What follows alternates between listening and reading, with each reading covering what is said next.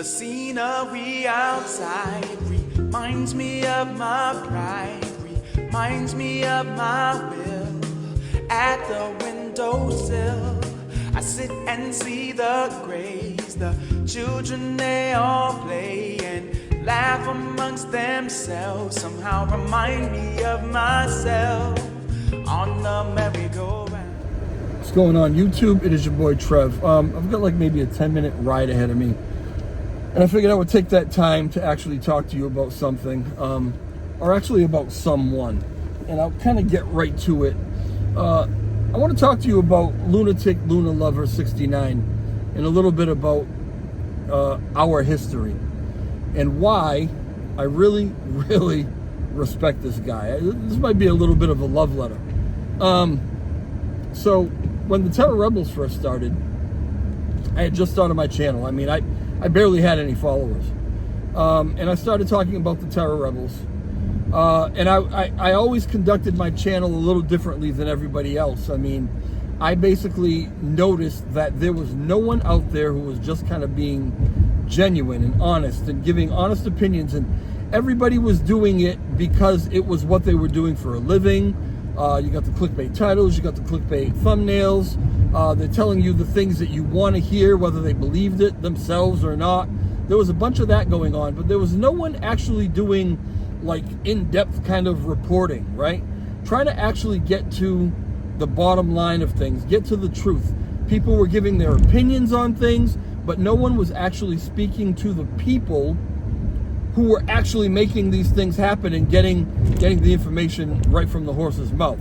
So I decided to make a channel where that's what I would do, right? In doing that, I think I kind of got the attention of the Terror Rebels, in particular, Clan Mudhorn, Zaradar. These guys kind of gelled with me immediately, and actually contacted me to do the very first video or very first interview that they had ever done. And so I started kind of getting noticed, but I still didn't have a shitload of followers because I wanted to find that niche, and that niche for me was just being open and honest. And when things were screwed up, I was telling everybody, hey, things are screwed up. When everybody was saying, oh, this is going to the moon, this is this is that, I was saying, no. I've actually talked to the guys that are doing this, and that's not what's going on. Let me tell you what's actually happening. People didn't really want to hear that, so my channel never blew up.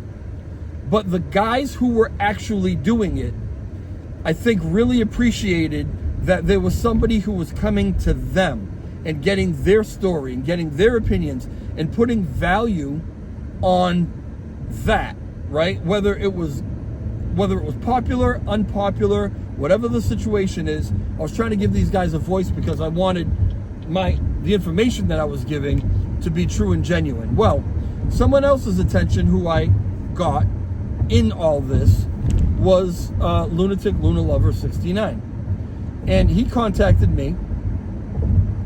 We kind of made a bit of a friendship. We would talk on the phone sometimes for hours at a time. I had never seen his face. He was always really shy about showing himself, but we would talk and talk and talk, and I realized that this guy really knew his shit, really intelligent.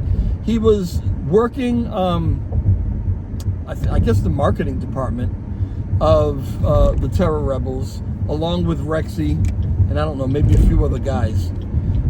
But he knew so much more than that. He knew stuff about developing, even though he wasn't one of the developers. When I wanted to put together a computer that would help me to make better videos, and that I could do my interviews with, that wouldn't bog down on me and stuff, I mean, he knew exactly what kind of computer I needed, what components I needed. He gave me all that stuff. And we formed a little bit of a bond, a little bit of a friendship. And I think that he was one of the guys who respected who I was and how I did things. It didn't matter how many followers I had, how many subscribers I had, how much influence I might have, right? He just kind of gelled with the fact that I was true and genuine And I guess that was refreshing in this space. You don't see it a lot. And so, yeah, that kind of developed that way. Well, most of you know, I really got very disillusioned with LUNC, with Terra Classic, after the L1 team disbanded, whatever you want to call it, and people really put all those guys through the ringer. Everybody was fighting and arguing, and everybody wanted to be the top dog, and everyone had their own opinions on things, and everything was spinning around in circles. I said, screw this. The guys who really wanted this to go well are gone, got chased out, and were just co-opted by a bunch of just thugs and hoodlums who, you know, are never really going to get anywhere because they're too busy fighting amongst themselves in these different factions. So I left. I was gone. I was gone for a good year. I would still be gone, to be honest with you, if it wasn't for LLL69 reaching out to me and saying, hey, I put something together. I've done something. And I want you to be part of the team. Now, I hadn't talked to him in a long time, but he remembered me. Not really remembered, not like I disappeared off the face of the earth, but I'm saying he thought of me when he thought of who would best represent this thing that he was building. And obviously this thing was Rakoff token. This was before Juris Protocol was even spoken about to me. But he told me that he was putting together a meme token, a meme coin for Terra Classic, but it was going to be more than a meme coin. He wanted to really make a very serious project, and he wanted very serious people involved. He wanted people with credibility. He wanted people that the community knew had some sort of moral fiber and wasn't just blowing smoke up their ass about things, because having those kind of people associated with the project was what he needed in order for everyone to understand it really is a serious and legit project. And so since I've gotten involved, and I didn't join the team, and he asked me to join the team, I didn't join the team for various reasons, which I've actually talked about in the past, right? Who knows? Who knows in the future? You know what I mean? I haven't shut that door totally, but I don't really see why it's really necessary at this point, right? But since then, since all that happened, since the beginning, it was just a few months ago, really, we've really come a long way together.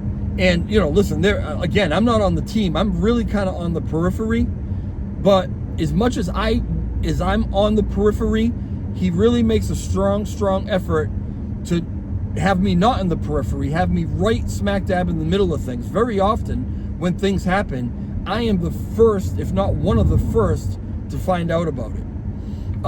That honors me. That flatters me. It really, really does. And I have to say that I'm more than honored. I don't even know what word to use, right? I guess honored is the only word that I can come up with right now. But I'm honored, I'm blessed maybe, that I was someone that he thought of to be involved in this project, because it is an absolute thrill to watch this guy work. I love work ethic. Work ethic is huge for me. As I've, gone through my career, and I've run businesses, I've had people work for me. Work ethic is one of the key things that I look for in an employee, or even in my fellow workers, even in the guys that work with me and around me.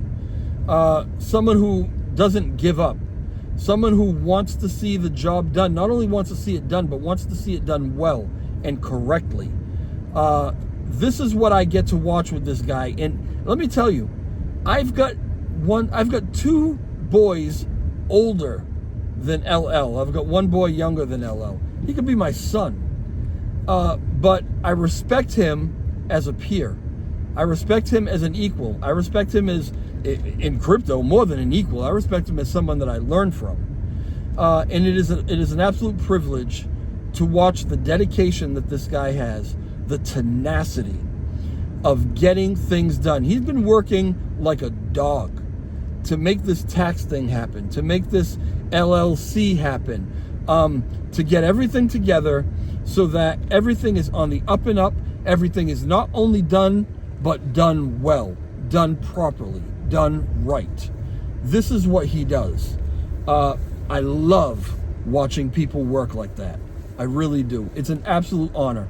And so I'm at my destination now, which is fitting because I'm just going to wrap it up here.